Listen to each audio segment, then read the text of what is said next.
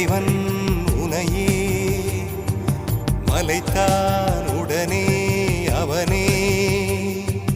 அழகை படைக்கும் திறமை முழுக்க உன்னுடன் சார்ந்தது என் விழி சேர்ந்தது விடிய விடிய மடியில் கிடக்கும் பொன்வினை உண்மை